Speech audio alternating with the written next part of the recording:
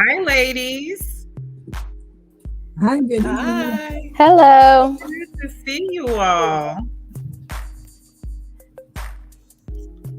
So, Joy, are we ready? Can I go ahead and start?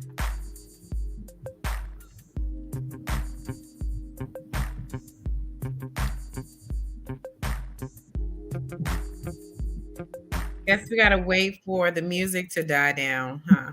Okay, I think there we go. There we go. Hello and happy Women's History Month.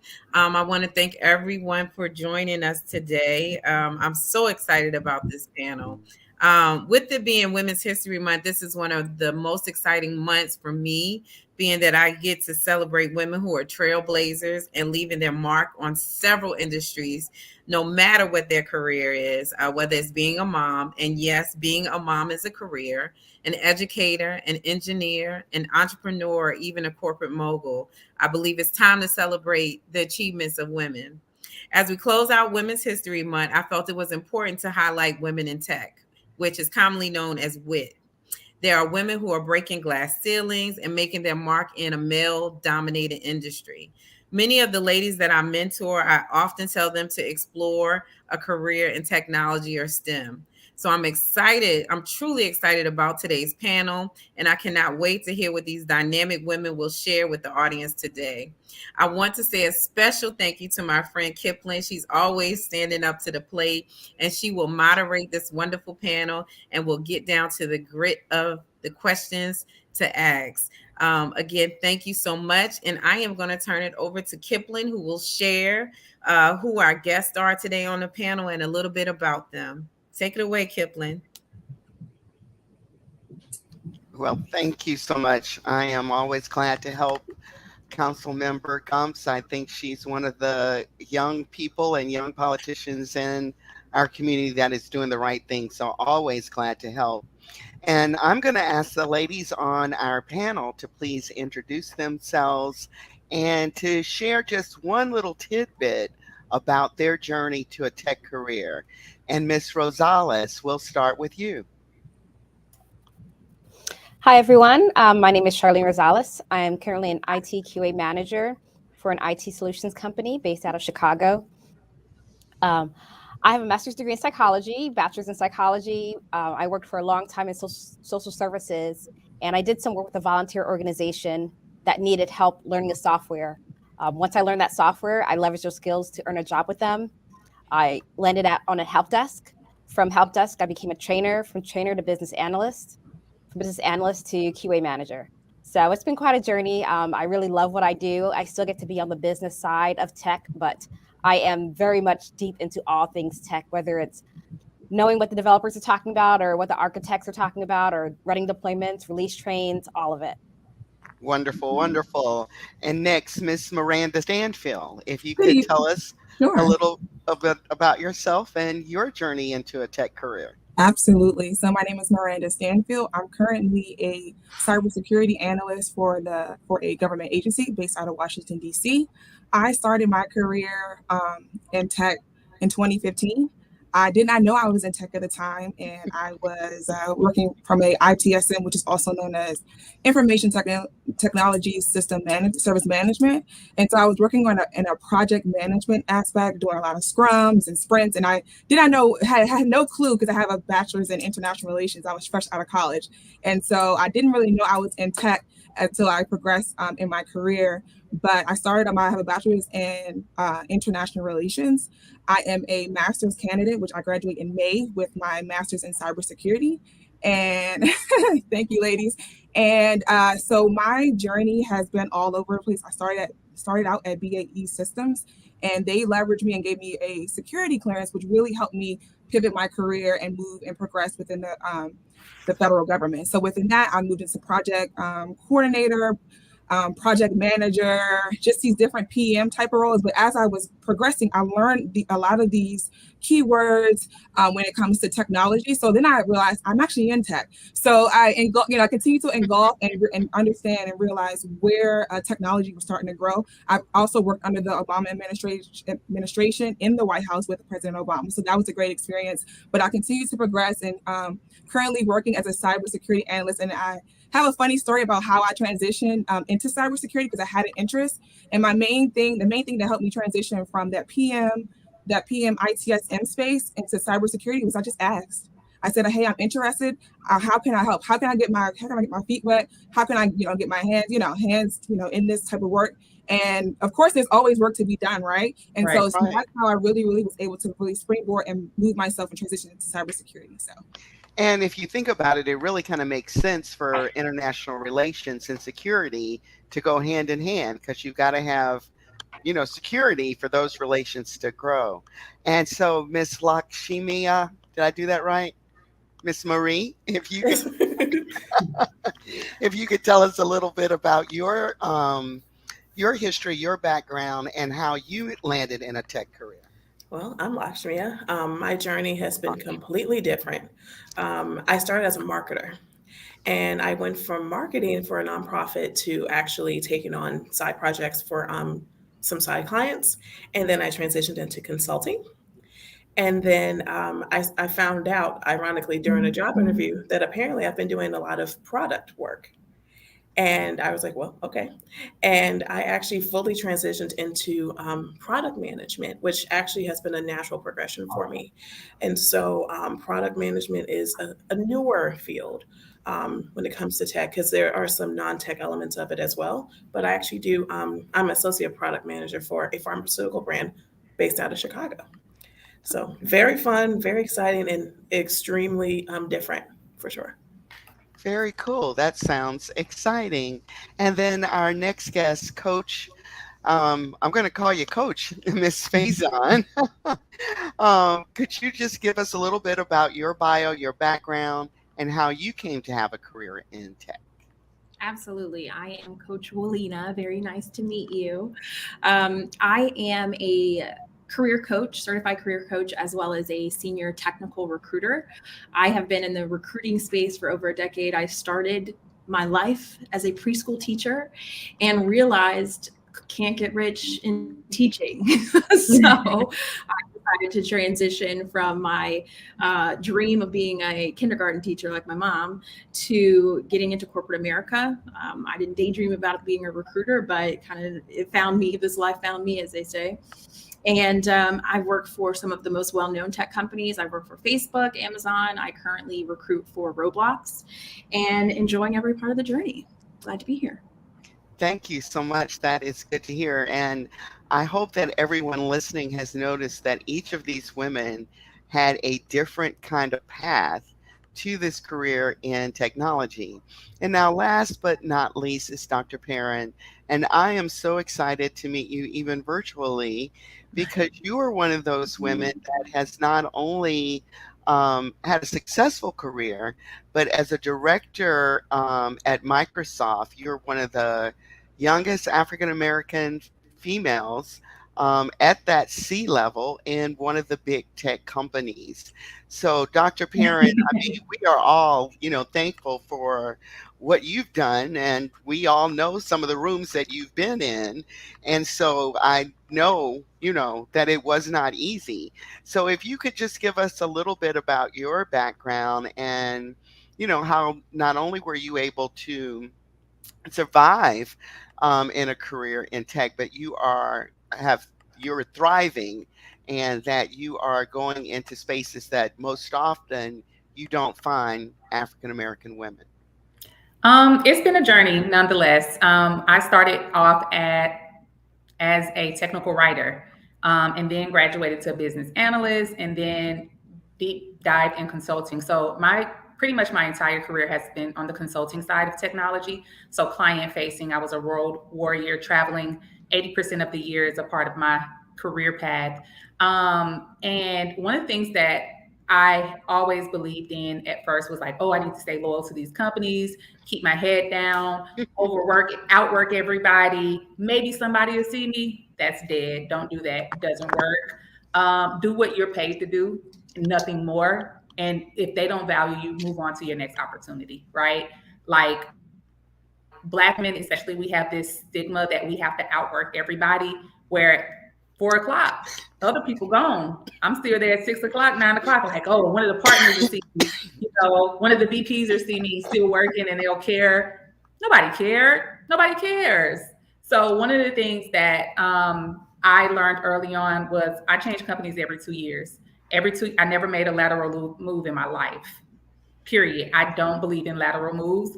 If you're doing it for intentional reasons, like you just have to get out of that space, or it's a company that you really want to belong to, more power to you. I'm not saying I'm against it. I'm saying me personally, I don't make lateral moves. I feel like if you're moving from one company to the next, make it worth your while. Mm-hmm. Make them pay you what you're worth. Don't be afraid to navigate the conversation around, I need $20,000 more. I need $30,000 more. I need $60,000 more. People do it every day and they get it. Don't think that because you get an opportunity that you should just be grateful and let them shame you into saying, oh, you should be grateful to work for the big four or such a prestigious company or this or that. Absolutely not. I just believe in being intentional about everything that you do, from the moves you make to the who you work for, and making sure that you navigate that space with intentionality. Who you work for is way more important than what you actually do, because you could love what you do and hate who you work for and get up miserable every day. And I don't promote that at all. Early on in my career, I was just about, I'm gonna make the money, put my head down. If I had someone tapping me on the shoulder early on, I would have said, and that would have said, that's not the way to go. It would have saved me a lot of anxiety and stress that I encountered during my career. And so I come from a non-traditional background, went to law school, I have a doctorate. And out of all of that, I wouldn't change a thing on how I landed in tech. I decided not to practice law, and tech companies at the time was like really into my specialty from law school, which is intellectual property law.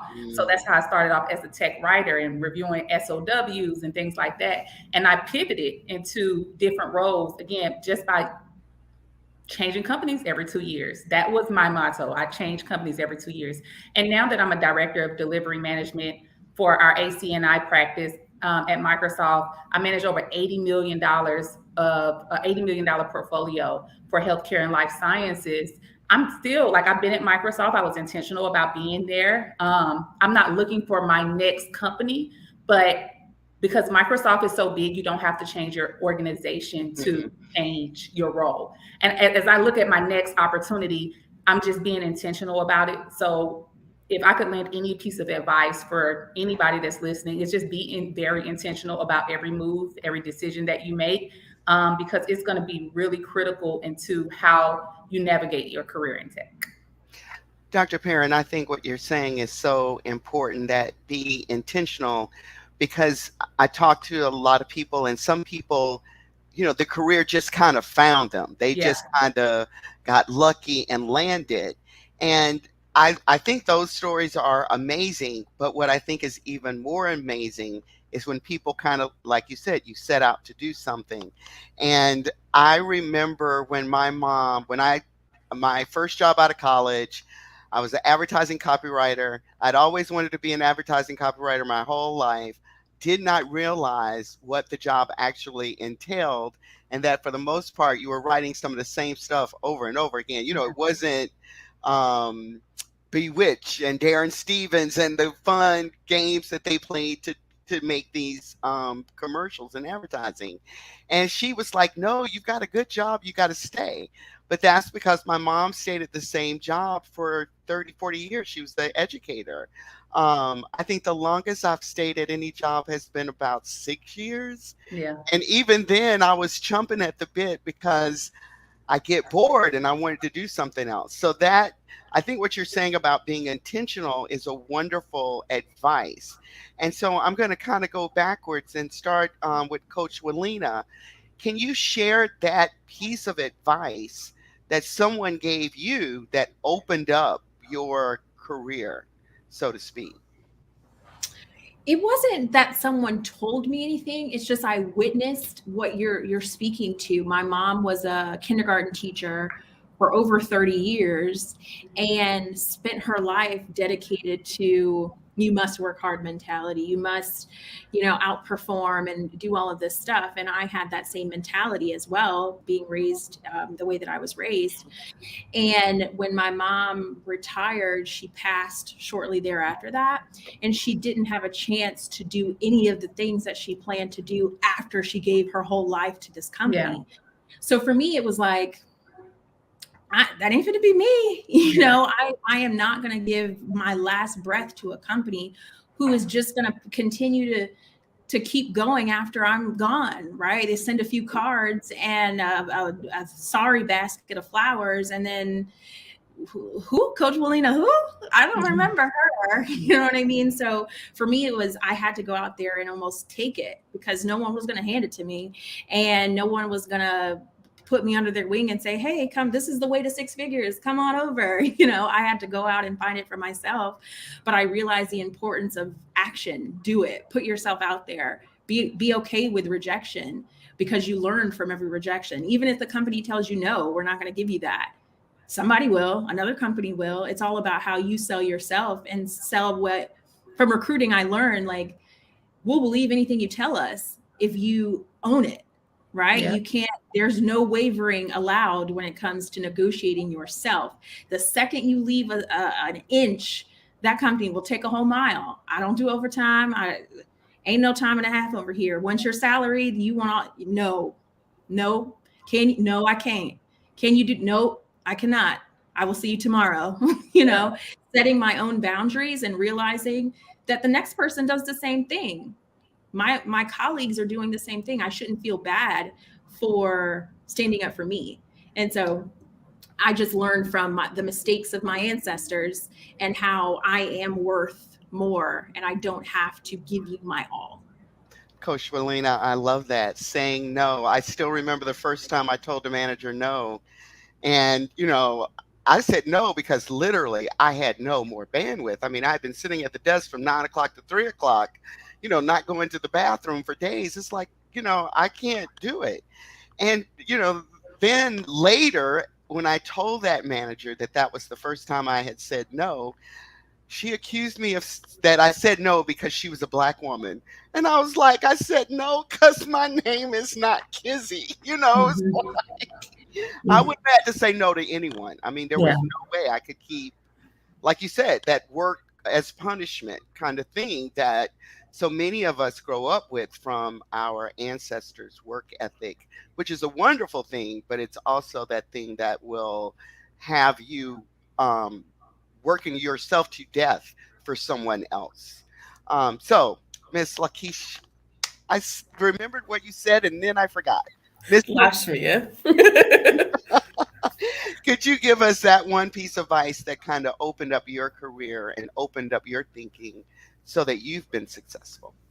Yes. A friend of mine told me that if I didn't want to do marketing anymore, it wasn't a death sentence. Because, like, I did it for literally over half of my life. Mm. And I was like, but I've been doing this for so long. Like, this has been part of my identity. Everybody calls me like the marketing girl and all this other stuff. But I didn't feel attached to it anymore.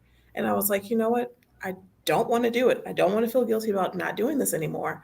What can I do now that'll actually make me feel good? And so I did a ton of research, and I was like, product sounds good. There's tons of openings for it. I have a lot of experience in like marketing and tech. Might as well go for it. And I did a little bit of mock interviewing with a friend of mine who already had the type of job that I wanted. And they gave me feedback. They were like, look, you need to sell them on the fact that you actually know what you're talking about and you know what you're doing. And the more you do that, the more comfortable you are, the more likely you'll actually get the role that you want. Lo and behold, I got exactly what I was looking for. And I don't feel guilty about not being the marketing girl anymore. I love it. I love it. Those mock interviews and practices, we don't get good without practice. And even if, talking to people or interviewing, you think it comes naturally, it always reinforces what you should and shouldn't do when you Absolutely. get to practice. And Miss Miranda, what is that one bit of advice that someone gave you that opened up your career? So when I was growing up, my family, my parents grew up poor. We grew up poor in the beginning, but my parents are amazing people and they got us, out of that. But I will say, and they have no education after high school. But my dad, my mom was she was that strong Black woman, but my dad he was also a strong Black man, and so what he did, and he really invested into our education. So growing up, even though we didn't have all the money in the world, my dad we went to the library every single Saturday morning, and we had to read. And so what that did was it taught me discipline, right? And so what discipline did for me, taught me then, instilled in me now, and will work for me in the future and in my success, is that when you are not motivated, because I know you'll see all these things about get this cert, go to school for this, do this, da, da, da. But when you're not motivated to do that, that's when discipline kicks in. And so when you are, you're sitting there and you're like, I don't want to study, or I don't want to get this done, or I'm tired of applying, I'm not getting through, I'm not. That's when that discipline just kicks in and it pushes you. So from a young age, and I didn't even know this, I'm like, mad at my dad, like, I don't want to go to the library, but he instilled that, right? He made sure we went to school. We had perfect attendance growing up. So these little things that were taught to me as a child, allowed me to be successful. So that's why I always say, when you are no longer motivated, when you don't have motivation, that's when you have discipline, and that is what will take you over. So Discipline would take you over. I advise um, teenagers go to cross country. Just take one cross country class, because running long distance is not is it is, of course, it's physical, but it is not nearly as physical as it is mental. And when absolutely. you push your body to go beyond, that first little runner's high at around 6-8 miles, when you push past that, like you said, that's not motivation. That is the discipline to Yeah. just keep on going. So that is very important, not just in careers, but in your life in all Absolutely. actuality. And Miss Rosales, if you could tell us that one bit of advice that you got in going into your career that kind of made a big difference for you, that opened things up, what would that be? Mhm. I don't think I have specific advice that was given to me, but I just kind of found my own way by thinking outside the box. Wherever I go, I make my own space. So I never consider myself an essential person where I'm at. It's always about finding the next person for that position because I'm making space somewhere else. I'm doing something else. I learn a position, I'm going to improve it. I'm going to make it as easy to do as possible. And then I'm going to find some other processes to figure out and improve so that the company understands and realizes I can do way more than what I'm doing. We can get someone else to do that small thing over there that you have me doing now so that I can go do something bigger, better over there. And that's always worked for me everywhere I've been. When I was on a help desk, we didn't have a training program. We would have new help desk people who had no idea what to do or how to solve tickets. I said, we need to train people. Otherwise, our ticket numbers are going to be large and we're just going to keep getting yelled at. Our reports will look terrible. So I became a training coach for the help desk, which leveraged my skills to go to the training department. And then as a trainer, I said, hey, this system is not designed right for these users. I can't train if the system isn't doing what the system needs to do. And they realized, okay, well, you need to be a business analyst so that you can figure out what the system needs to do so that the trainers can train. And so each time, just keep learning, keep making space for yourself.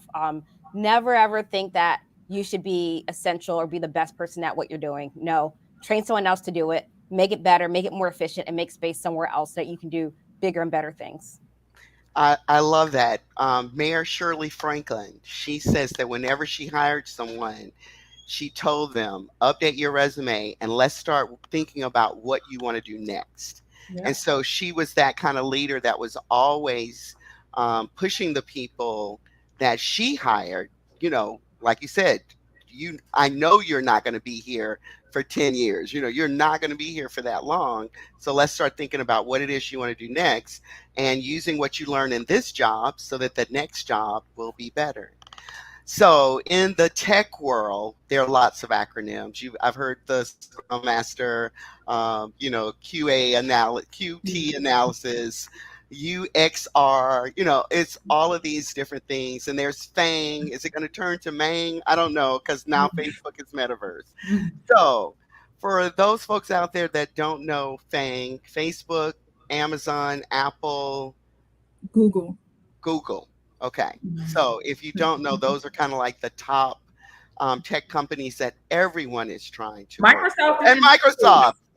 I'm sorry. That's the M. That I knew it was in there. Miranda, don't get me in trouble. Microsoft. So when people are looking for those types of jobs, when they want to get into those rooms, those arenas, Dr. Perrin, I'll start with you. What can they do with resume and LinkedIn? And I'm including those two together because to me they should kind of match up. I mean, that's your digital entree into the work world. So in thinking about the tools that people use to get jobs, what do you need to do different? What do you need to do when you're trying to get on at those top companies in the technology world? Um, I say number one, do your research. Now it's so many tech is like we're the it girl right now, right? So, oh, go to this boot camp and you'll make six figures in a year and do all of that. Like, I just smile and nod because I just smile and nod. If you listen to people who are not in the space or hold a position that you want to be in, that's on you. Because if somebody's telling me, hey, you could go make six figures in tech by going to a 6-week boot camp, learning how to code, and boom, Facebook is going to throw you a job. What they don't understand is tech, especially at these companies, is super competitive.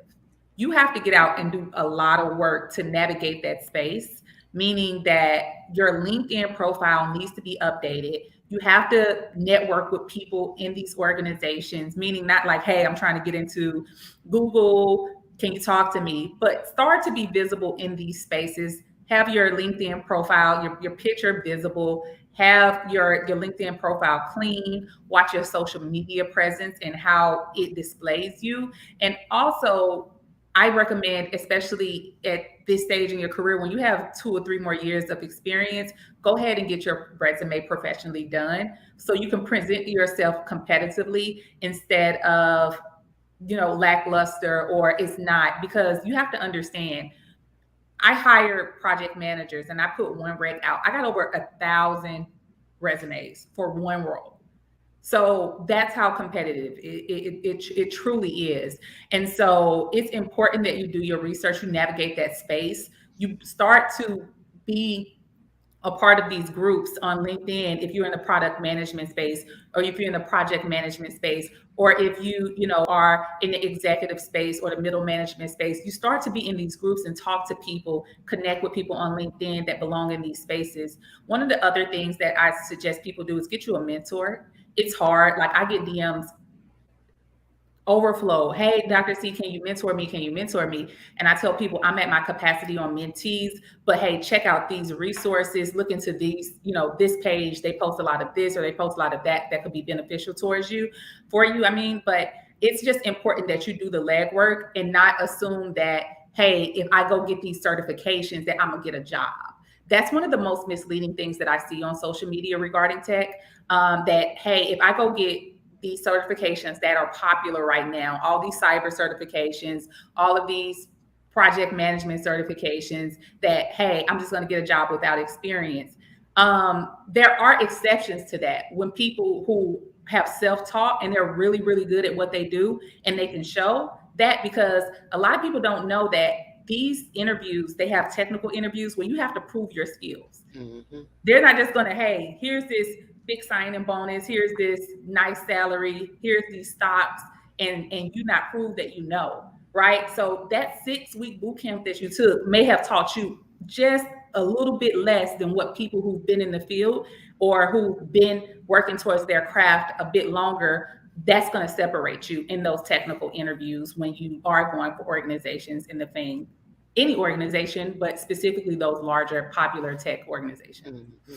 I think that is so important. I was telling someone it's almost as if these certifications are like, golden tickets or the e-tickets at Disney World or what have you. And that is never the case. Misleading. And most often you get hired and your company will pay for you to go get educated. And YouTube. I mean, so much of the information that you need can be found somewhere else. Udemy, Coursera, MIT has free courses, Harvard has free courses. So yeah, it just seems really exploitive for folks to It think that It they're is, going to. and I'm not against self-teaching. It's a lot of people who self-taught, and they're remarkable. What I am saying is, don't let these boot camps and the popularity around tech lead you down a path that's not really um, accessible, right? Because people are saying, well, what if I get this cybersecurity certification, then I get this product management certification. All those together, you still don't know what you're doing. It's not going to get your job. Right. I wouldn't hire you. A lot of people wouldn't hire you because you seem displaced. So that's what I'm saying. Just do the research, focus on an area that you want to be focused on, and get the thought out of your head, like, I'm going into tech to make six figures. Because it takes time to get there. It takes time to get there. Ms. Rosales, what do you want to share about LinkedIn resumes, getting that first foot in the door with your documents, digital and online? Oh, I think Dr. Perrin said it. Definitely get it updated, make it as professional as possible, make it as up to date as possible. Resume styles change, trends and resumes change all the time. So that resume that you had back in 1999 is not going to work today. It just isn't. And then really know what's going to make sense. Some places a photo may make sense for that specific industry. For many other industries, it will not. Absolutely not. So just really know what you're doing with when you're getting your resume done, and make sure that it really conforms to what is being put out there. Um, Networking. Oh my goodness. I have so many friends who work in different places and different tech companies, and we network with each other all the time. Not just you're my friend, hey, can you get me in? But hey, who's your friend over there in this department, in that department? Because that's what I want to learn. That's what I want to get into. So definitely using your networking skills, and not just on LinkedIn, on Facebook as well, anywhere in real life. People you know in the store. I have several friends who are entrepreneurs, and they are part of groups that they have entrepreneur friends. So that's a whole networking arena that you can tap into. And I think people forget about networking sometimes. And I think people think networking is phony, but it's not. The first thing I say in networking is, how can I help you? Because I've got a sphere of influence. What can I do to help you? And, some people need help and you can help them. And then you've got, a chit or a, hey, remember I help you with this. I'm trying to do whatever. But it is a nice way to explore things that you have in common with other people, or things that you want to know that they know. And Dr. Perrin is saying, my bandwidth is full, but she's still sending off links and stuff. So, people will want to help you. I remember the first time on LinkedIn, I was in sales and I called this guy at a bank because I was selling to financial companies. And I heard him lower his voice. I didn't know him from Adam, but we were in the same group on LinkedIn.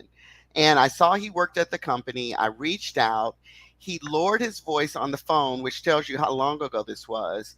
But he lowered his voice and he was like, this is perfect timing. They're looking to do whatever. You need to talk to this person and this person. I've never talked to him again. I went to the company, called on the people he told me to call on, mention his name, but I think he wasn't even in that office or whatever. But when you're authentic, and it was like, hey, this is my first sales job. I'm selling financial product. I'm trying to talk to people about this.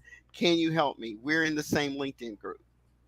And, it worked. So, Coach Walina, what do you tell people about, that resume leaked in, that first look that employers, you're a recruiter, employers and recruiters get when they start to judge you, whether or not you've got the receipts to back up all that stuff you've got on online? Absolutely. Great question. For me, especially for LinkedIn, I say your LinkedIn should be your Super Bowl ad space. You have 30 seconds to impress me as a recruiter before I go to the next page, right? I look at hundreds and hundreds of resumes and LinkedIn profiles a day. So make sure what you're advertising about yourself makes me want to stay. Don't put nothing. A lot of people have their LinkedIn profile and all they have is their name, the titles, and don't tell me what they do. Don't let me guess. As a recruiter, I don't want to guess. I don't want to guess what you do and assume what you do. Be courteous enough to give me a story. If you know you're looking. If you're not looking, it's fine. That's your business. But if you know that you are open to other opportunities, be presentable in a way that makes me want to say, hey, let's have a conversation. And then also your resume should be, I think someone else mentioned this today, should be documented for the position you want, not the position you already have. If you're looking to level up in your career, make sure you're talking about the things that you've already accomplished that qualify you for that leveled up position. Even if it's just customer service, if you're looking for something more, if you're looking to get out of customer service, what volunteer work have you done at your company? What have you done more of that show, oh, I can do this because I've led this project, even if it was something you think to be minute. Sometimes it's actually bigger than you think, right? Of course, the more technical you get in positions, yes, if you get to these big tech companies, they are going to check your coding. You're going to be doing some coding exercises. You're going to be doing high tech bars at these big tech companies. Don't turn your nose up to the level B companies, because those are the companies, the people that are at big tech started probably at a level B company and then worked their way up into the FANG companies, or MANG, or whatever you want to call it now.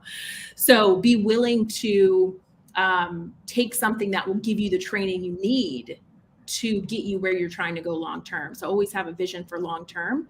And then also, if you're currently working, if you've got that certification now from a tech perspective, lean in on your current employer. They have a tech team, a department as well.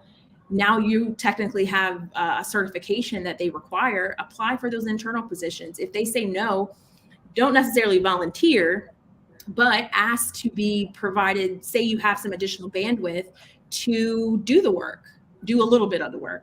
We do nothing for free around here. So don't do nothing for free, y'all. But, in terms of showing your worth, give them a 3-month trial period to show, hey, I'll spare about 2 hours of my normal workday, get the buy-in of your manager. You're still getting paid to do this, and then go and do that work. Now they can see that you're actually doing it. Now you have a little bit of experience. Now they're going to be more likely to say, yes, we want this person. Let's get them in. And then you can also utilize that same experience to transition externally as well. That is such good advice. And I know when you mentioned the volunteer, because we were in pandemic, I had only been in my job about 6 months maybe when the shutdown came, which meant my knowledge of a lot of the folks, that I was working with wasn't there. So when volunteer opportunities came up, there was one that was outside Habitat for Humanity. I got to meet with so many of the folks in accounting where I'm trying to get people's bills paid. And I got to meet with some of the folks in training where I'm trying to learn this new thing on Salesforce.com. But it gave me that opportunity to get out and touch, some of the other folks on the team that I hadn't been able to connect with. So that volunteer work at your company, as well as what you do in the community, don't sleep on those networking opportunities, because the people like you who volunteer also have other jobs that they're doing. And I'm sorry, Kipling. Go ahead. Dr. Perrin. No, most companies, like I've been at the Big Four, I've been at the big technology companies. A part of your impact and how you're evaluated via your performance is having to do quote unquote volunteer work. At Microsoft, we call them ERGs, right? Employee resource groups. And we align with D&I, you align with just different initiatives that gets you visibility that throughout the company, and all these initiatives that go on. So, it's one of those things where, especially where at like Big Four culture, you have to network and show up at these type of things to grow your career. And that's one of the things I wish I would have learned earlier in my career. To your point, coach, is getting out. I don't call it volunteering per se, but you got to get out there and network and show your face, because you could be the best at what you do and nobody knows your name, so nobody cares. Mm-hmm. So you won't get that opportunity, that next shot, and you can look at somebody who got a job that you wanted, and you're like, how did they get this job? They're not as nearly as strong as I am. Not hating, but they're not as nearly as smart and strong and capable as I am, because they went out there and took some hands and held some babies. So essentially, when you're thinking about your tech career, no matter what company that you belong to, you have to think about yourself as a brand. How do you show up? What's your brand statement? What's your value proposition? And that gets you further than anything that you possibly can imagine. Seriously, like people knowing, okay, this is Dr. Perry. These are the things that she's good at. These are the things that I can call on her for. And when you are doing that, especially with people, senior leaders and leaders of the organization, that really helps grow your brand. Then you start to get tapped on the shoulder for opportunities versus having to go chase them, especially internally. When oftentimes when you have a job that's posted internally, a leader kind of has their mind made up what type of person they want to fit that role, right? Nobody can say that for sure, right? Because they just can't. But that's just the mindset of it. So just think about, if you've had relationships with certain leaders, and just so think about, okay, when a role does come up that you want to be a part of or that you want to pursue, does that leader know my name? Do they know what I'm capable of? Do they know my style of working? Do I know anybody in that org? And that's the type of due diligence that you want to do when you're at your current company. If you want to grow your career in that company or stay at least 5 years, have your career development plan and a network tracker where you can say, I was in a meeting with somebody, XYZ. I don't know them personally, but I realized this is the org they belong to. Let me put 15 minutes on their calendar, circle back with them, meet with them quarterly, just once a quarter. Like, this is really the politics of tech. This is what you have to do. This is how you grow your brand. This is how you get the promotions. This is what you have to do to not just be there trying to outwork everybody. You have to play the game like they play it. Dr. Perrin, I had 15-minute coffee breaks throughout the pandemic. Most of them Yeah. were once a month. But like you said, you got to, you got to have that touch with people. You got to let them get to know you. And, that's hard to do when you're not going into the office in all actuality.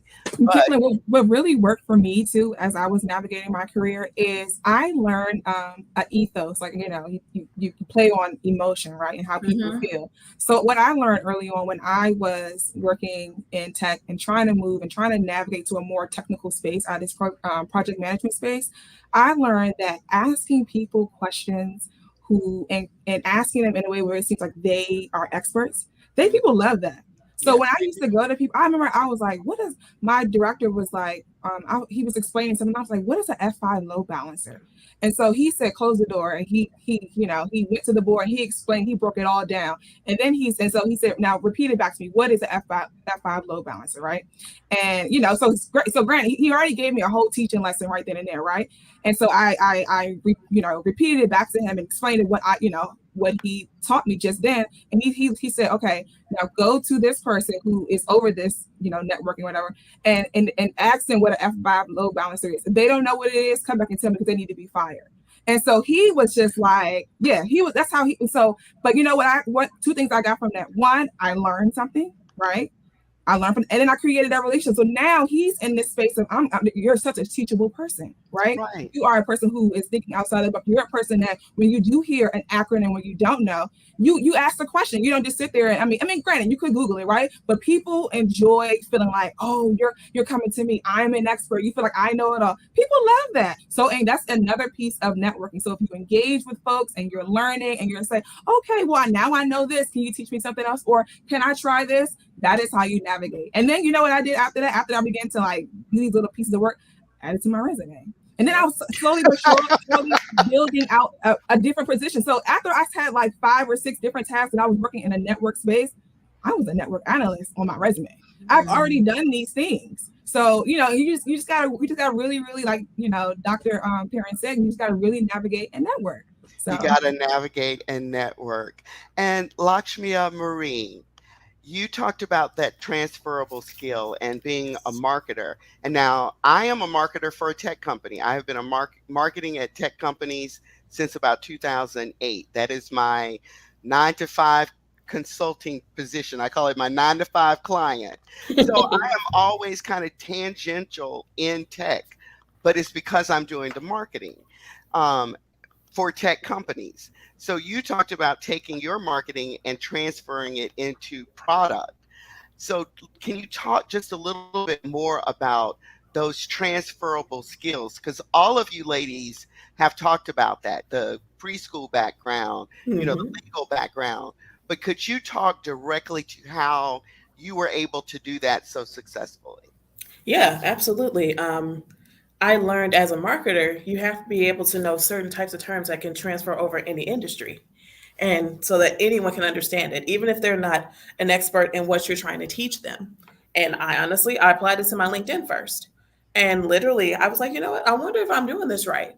And then I started getting recruiters hitting me up. Like, I haven't applied for a job in 2 years. Right. Every single person and every single job lead I've gotten is through LinkedIn because they saw, oh, you were storytelling through the transferable skills that you already had. And I think that's very important because otherwise it seems like all of your stuff is scattered and it doesn't make any sense. No, I will tell you a story so you understand what we're talking about, so we have a level of understanding. There's no confusion when you're talking to me. And so when I did with my transferable skills, I took all the ones that were relevant and I actually put them into my resume, like being able to lead projects, being able to, communicate effectively. And honestly, sometimes that is a skill that is missed in tech, especially if you're dealing with men in tech. That's something that I've noticed, that like the communication sometimes lacks. So if you can actually communicate effectively, maybe in written or spoken or anything like that, that is a huge skill. If you can add that you know a SaaS product, I do a lot of SaaS products. That Explain also what helps. SaaS is. Oh, software as a service. I am the queen of the software as a service. I've been into the game for quite a bit of time now. And that's what I started with. Like, I went into that, and I also did product marketing for SaaS companies. And so that was even my bigger end because it's like, okay, you're literally like a step away. You know the stuff, you know how to do what you're doing. Can you explain how you can manage the product? Honestly, I was doing it already, to be real with you. I just had a different title because as a marketer for a product, you have to know the ins, the outs. You have to be able to communicate with the sales team, engineers, if you're dealing with engineers, developers, leadership. You have to be able to get buy in internally and externally and clearly communicate with your clients or your customers. If you cannot do that, you're not good at what you do. No shade. You're not. You're not. And so I'm able to explain to people who are not in my career path exactly what I do by leveraging my transferable skills. Wonderful, wonderful. That is perfect. Now, one of the other things that comes up, and this is not just in tech, but you hear about it a lot in tech, is that imposter syndrome, where people feel like they don't know enough. And I don't know if this is something that's very particular to women or if this is just, something that has kind of always been there, but people are now calling it this imposter syndrome. But the imposter syndrome means that you don't negotiate for the better salary because, like you said, you just happy you got the job. Imposter syndrome means that you kind of just stay in your corner. I think Dr. Perrin said it, that head down, I'm just going to do this and, not look up. But have any of you all encountered that in your career? And then what do you do to overcome it? Because I'm not necessarily saying that I have encountered it, but I do know that I spend an awful lot of time reading my emails to make sure all of the grammar is right, and that, nobody is going to come back and go, oh my God, this little girl, she don't even know how to write. So I subscribe to Grammarly. I make sure and I have a, comfort. I can hit send on the email without agonizing over it for 30, 40 minutes. But we've all kind of been there in those situations where you're doubting yourself.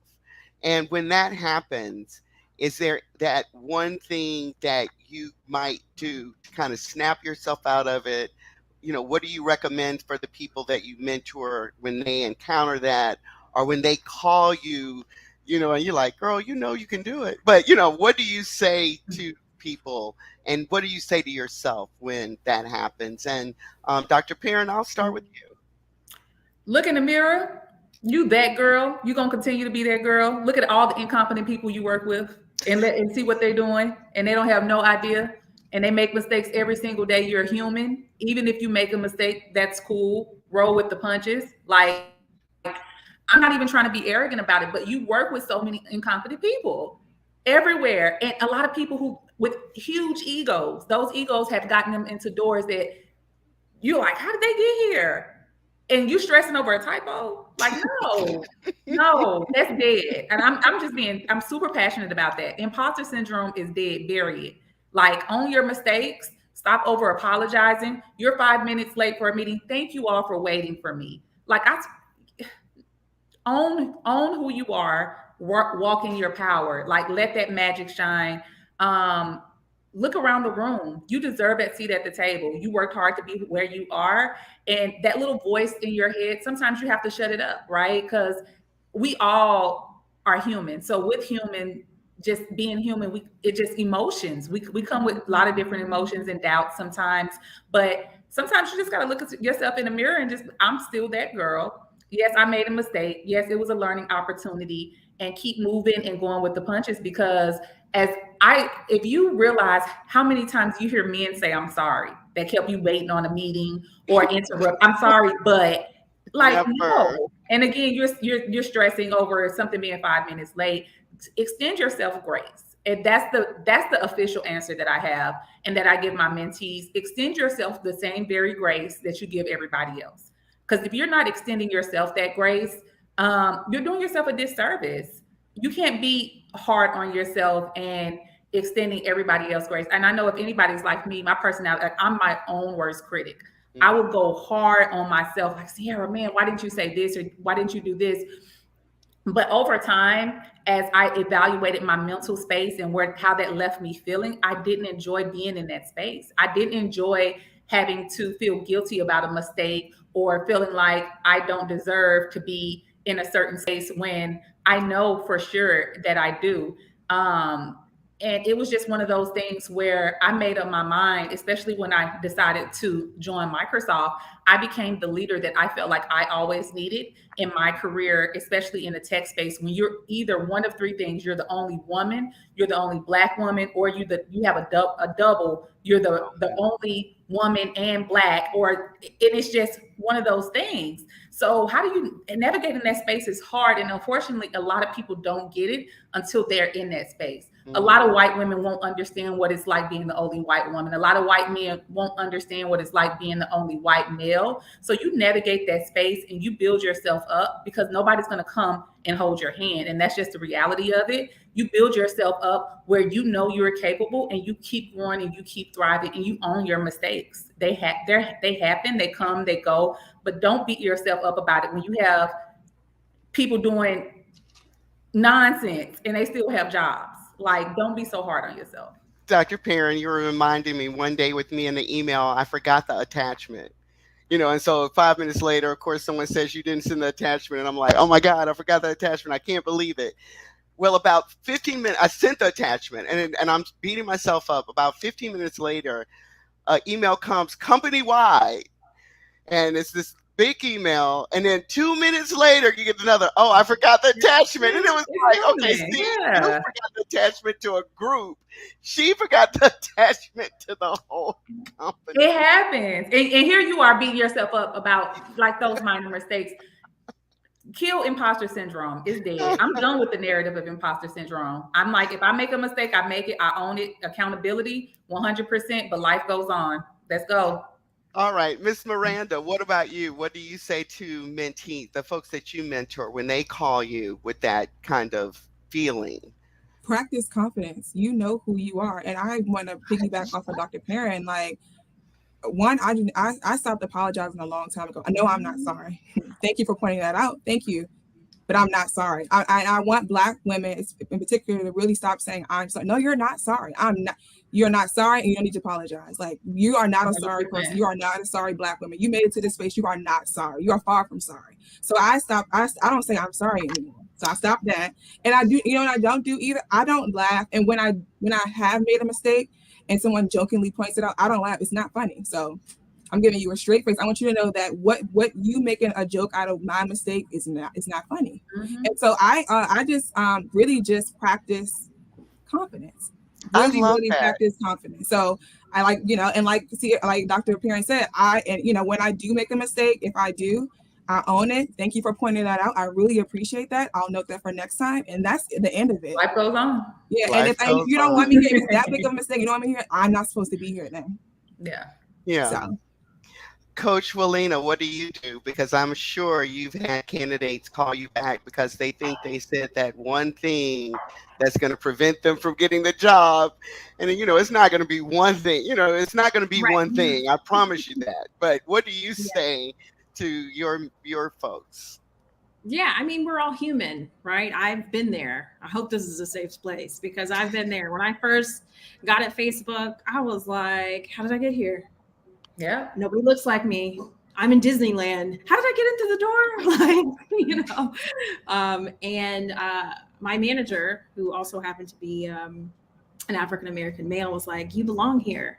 Like, and it's stunting your growth because you're so busy. Like, what am I doing here? Are they going to notice? Are they going to notice I'm not supposed to be here? Is someone going to escort me out of here?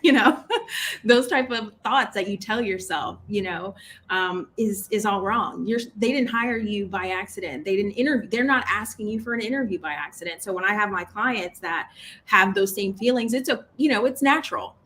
It's natural. We do have those moments to the untrained mind, as we say, of fear of failure, fear of success really is really what it is. And just telling them that they belong there. Take solace in knowing that you're supposed to be there. You're not there by accident. And they didn't ask you to interview with them by accident. They're not trying to waste their time with someone unqualified, which means they believe you offer something to the table. So take heed to that and know that you're supposed to be there. I tell all of my clients to, before an interview, pick your favorite song. I'm from the island, so I have this favorite Caribbean song that I sing. Well, I don't sing it, but they sing it, I dance along. And I tell them to dance it out. Get all of that stress out. Get all of that anxiety out. Give yourself a second or two to, dab yourself off if you didn't sweated your dance out and all that kind of stuff. But get the nerves out, because the energy you bring into the interviews, the energy you bring into your first day is the energy that's going to also be reflected back to you. And if you bring in that negative, oh, I'm not supposed to be here, or, oh, I'm so sorry, never diminish your existence based on what you think is right, what you think you're supposed to do. I used to be the person that's like, oh, I'm just so grateful to be here.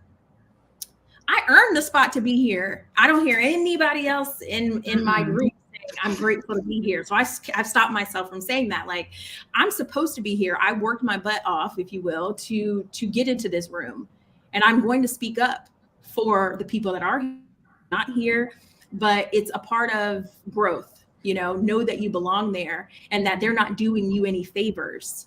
You earned your spot. So don't be grateful for the job. Don't be grateful for the opportunity. Just like everybody else, you earned your keep to be there. So take grace in knowing that you're supposed to be there. I call that gratitude shame. When people try to gratitude shame you, or don't allow yourself to feel gratitude shame. Like, oh, I'm just so grateful here. I want to stay committed to this role and I'm just so grateful for the opportunity. Get what you need to get out that role and move on.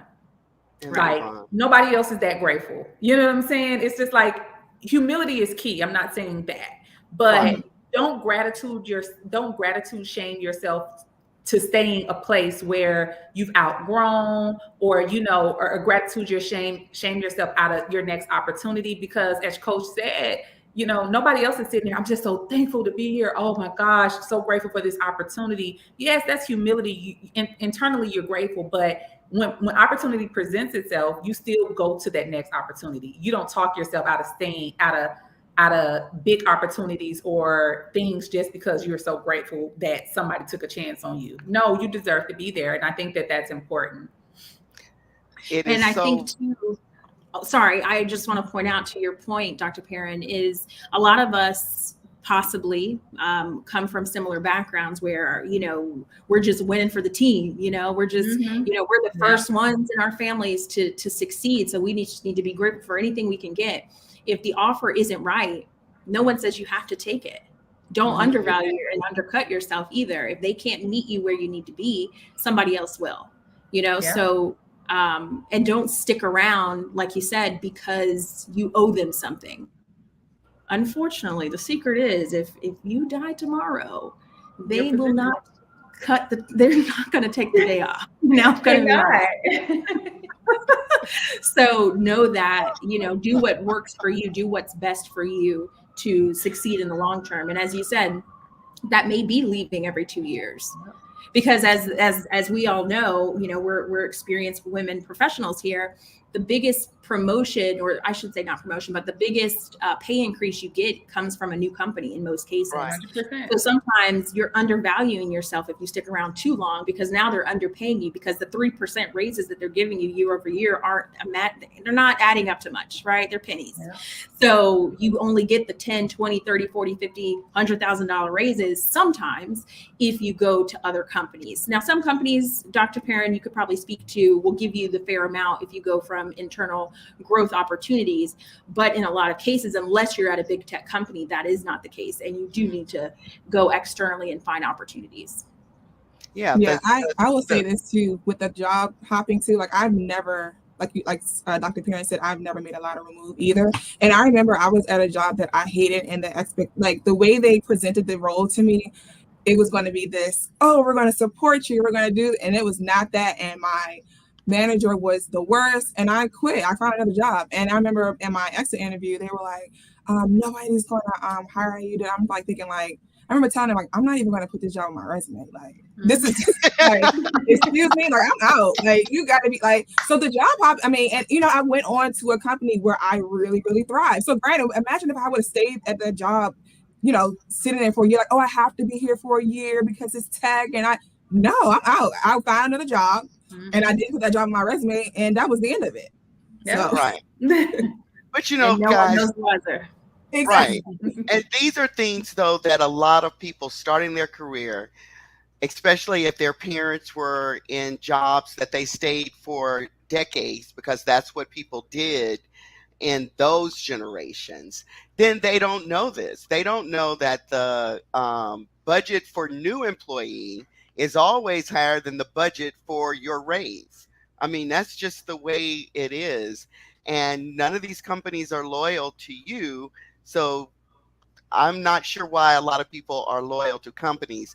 I put my job position down as marketing consultant because that is what I am.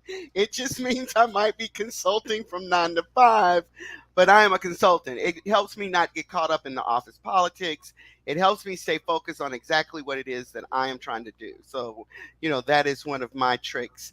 But before we close, I want to talk about passion, because a lot of folks, not trying to say they're Jamaican, but a lot of people have side gigs, or they have a real gig and a this gig and a that gig. And so I want to open that up for you ladies. Is there something that your 9 to 5 doesn't feed that you find somewhere else? Because I think it's hard to find I think it's impossible to find self-worth in everything that some people think will come from a job in a job, if that makes sense. So if you all could just share, and I don't know who wants to go first. I know this might be a curveball. All right, Miss Marie, I was going to say, I know this one might be a little bit of a curveball, but if you all could just share that, and if that's what you all are doing. Yeah, so I have a couple of things I do. I actually am also a career coach. I help a lot of women or people who are considered underrepresented get new jobs. Like them teaching them that, they don't have to stay in stuff for 20, 30 years. Like you can literally make better moves going somewhere else. Like I literally do, that's one of my passions. I also believe in enjoying where I live. I currently live in Chicago. I was living in Atlanta up until last month, but I now live in Chicago, and I made a promise to myself, as long as I'm here, I'm going to enjoy what I got. I live in a bomb neighborhood. I do. I go outside. I literally go outside. I network. I meet with people. I learn street names because I'm still new here. Like I do things like that that fill me up. Like I spend time with my family and my friends.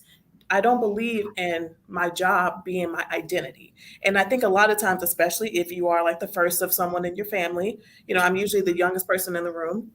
The way you were raised, a lot of times, like, you got to have a passion for your job. It's your lifeline, your lifeblood. That is not true. That's how you end up burned out, stressed out, upset, and having high blood pressure. Like, we don't need to have any of that type of stuff. You need to have some joy outside of your job. And furthermore, if your job is not paying you enough to have joy, then it's not clearly a passion either. So I strongly recommend coming up with something. It doesn't always have to be attached to money, but you got to do something outside of work that is just for you, not for anyone else, for you. So, and don't feel guilty about it either. Like sometimes that's going to a spa, sometimes that's going to a restaurant alone without anybody else. Sometimes it's just taking a walk around the block. Do something that is literally for you, that is not tied to money all the time, or is not tied to your job title. It'll free you so much. I love it. I love it. Anybody else? So one of the things I do on the side is I make jewelry. I do a lot of creative stuff. So like these are my earrings I made. This is my necklace that I made. Like I love doing that. My office, my desk has 327-inch monitors so that I can do my work stuff. And then outside of it is all creative crafts. I have my work table, everything. And I love it because I get to see my passion every day. And getting back to your last question and kind of what Lakshmi was saying, my job isn't a job. It's just a stepping stone. I'm always looking for my next stepping stone, not my next opportunity, not my next thing to move up. It is my next stepping stone because I have something to do after that. But when I'm not working on my stepping stone, I'm working on my jewelry or my crafts or whatever things that I can do to get my creative outlet out. I love it. I love it. Dr. Perrin? I am an author of the Woman to Woman book series. So I've published 4 books. I'm super excited about that. I'm working on my 5th one and Oh my maybe finding gosh. one for a while. I'm also an adjunct professor, and that speaks to my soul. I always say corporate is good for my ego. Being a professor is good for my soul. Seeing these students just really be in this space when they're just trying to go out and thrive and accomplish something in the world. I remember what that feels like, right? Even though a lot of my students are older than I am, those traditional, non-traditional students and who gave up their careers and their education to stay at that 30-year job and raise their children and things like that, and to walk in and see a professor that's way younger than them and to have that type of connection, and it's very much so humbling, and it feeds my soul. So that's something that I do outside of Microsoft. I love it. I love it. Miss Miranda? So I on the side, I do help folks transition into tech, but my passion is truly for children. Like I love children. I have a nonprofit that in the past, I had put together like large backpack giveaways. And so right now, and I guess I can just tell everyone, I was gonna keep it a secret, but I'm using tech to, I believe that there is a large gap in our African American students when they graduate. So I'll say wealth gap. So my goal in life is to close the wealth gap for African Americans. And I want to do that through children, through education, through tech. So let's say you do not necessarily have to have a degree in tech to transition to technology. So right now, in this summer, I will launch a program in Baltimore City where I will then provide a tech program for the summer. So that is my first step into education and transitioning students and hopefully help them engage and be excited or interested in technology. But my big goal in life is to open up my own tech high school. So, God willing, that's what happens. But, I have my first stepping stone. So Yeah. I'm definitely excited to do that. So, yeah. I love it. I love it. Ladies, I've got one question here in our chat. And this is from a person. It says, I started my role as an IT business analyst 2 months ago after trying to break into tech for 2 years. Although I'm excited, I made a couple of mistakes. I took an offer that wasn't completely satisfied with, second guessing asking for training opportunities because I don't want to look like I don't know what I'm doing? Is it too late to ask for a raise and too early to ask for training? Well, I Um, think now that she's got the title, I think it's time to job hop. yeah, that's what I was going to say. Leave. You don't have Like, to stay. Like, just no. get what you can. Use them. They're going to use you. You know, use them as opportunity, a resume builder. Like, if they But offer you it's training, okay to ask for training. I yeah, mean, I don't. it's definitely okay to ask for training. Get all the training. I always say get all the free training you can at any organization. Get certifications, whatever they'll pay for, you get it. And then while you're getting it, if you find yourself to be in a position where you feel like you're underpaid, start looking. Go to the next one. Keep applying. Mhm. But yeah, ask for that training. Okay, here's the next question. As a senior product owner at a medical software company based in Atlanta, these women are so relatable, informative, great panel. Yay. Um, what are some recommendations, advice for upcoming college graduates looking for their first tech role? Mr. Coach, you want to take this one? Yes, I was looking for the mute button. Definitely look at these big tech companies or smaller tech companies. A lot of them are now posting internships, and a lot of them are paid internships. Don't just assume because it has a title of intern that there's no money attached. Most of the time, there is. And the beauty of bigger companies as well is that they typically transfer you into a full-time opportunity as well. So you'll have the opportunity to gain some internal experience, and then they'll automatically transition you into a full-time position if you've been doing well. So definitely lean in on that. Or typically your college will partner with other companies as well. Find out who those companies are and apply to those companies, because your company's objective is to get you employed and happy, so that more people will want to come to that college because of their success rate based off of your experience.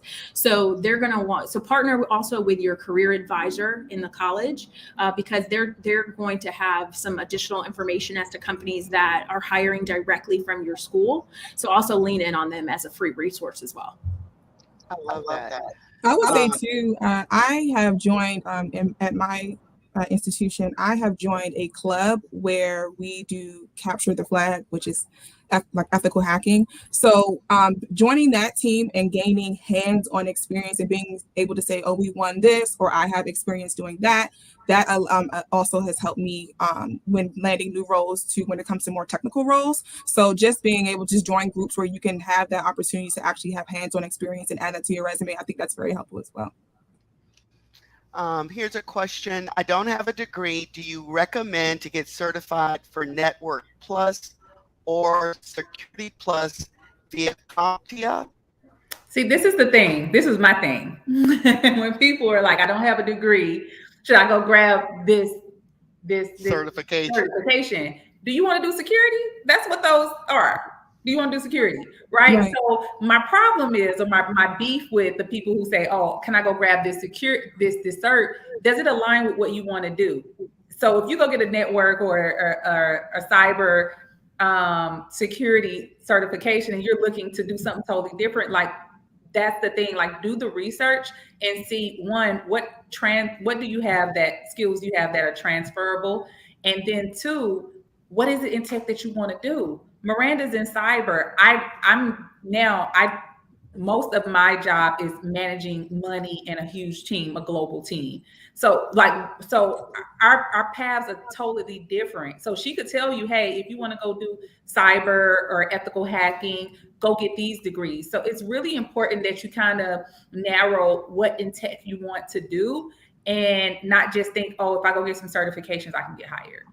Also, it's very important to know the organization you're getting the certification from, because some of these organizations are kind of fly by night and nobody knows about them. It might be easier to take courses at your community college or your tech colleges, like the community 2-year tech degrees that you could get. I'm just saying, at least at those organizations, um, you know what you're getting. So, I'll say um, that some of those, some of these things could be stepping stones, right?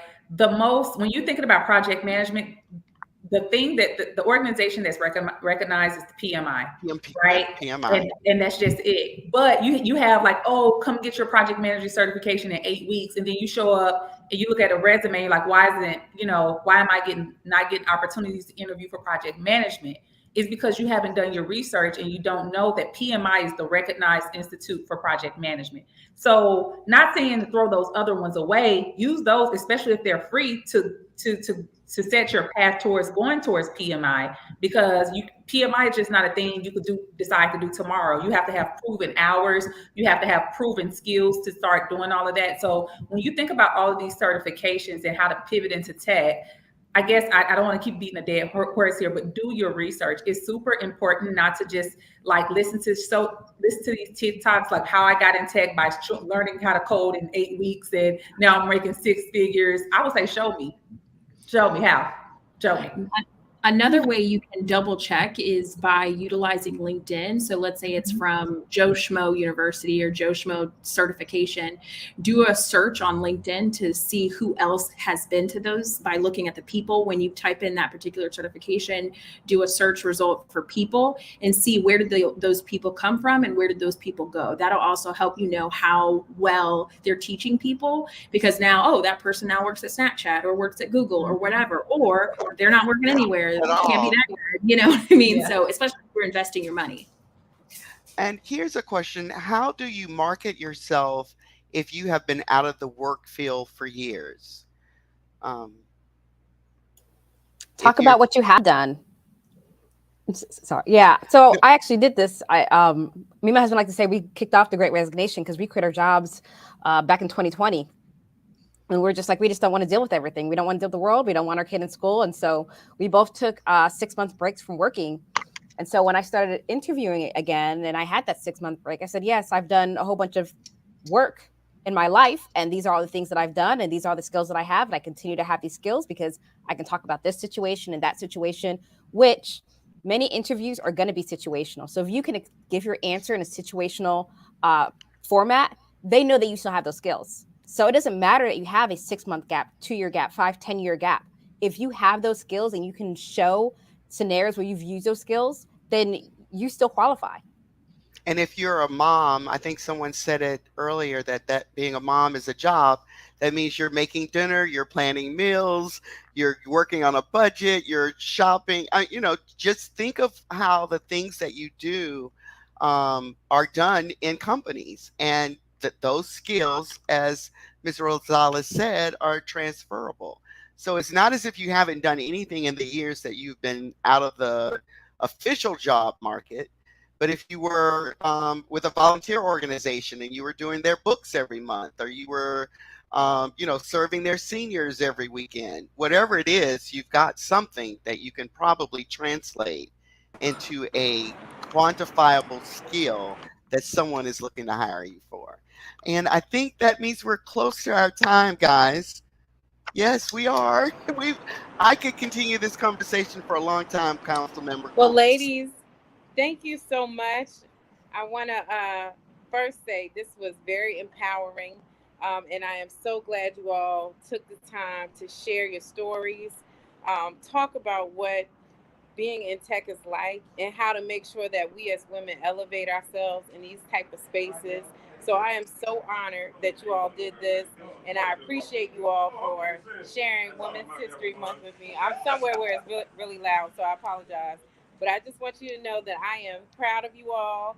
I will continue to cheer you on. So if there's anything that I can do to help you, if there's anything at all, but again, I love this. Thank you so much. And we may need to do a part two. So again, I can't thank you all enough for joining us today. And thank you, Kipling, for also moderating. Those were some awesome questions. And I know people walked away with something from this forum. So I appreciate it so much. And I look forward to doing this again. Yes, yes. Thank you all. Thank Thank you you. so much, everyone.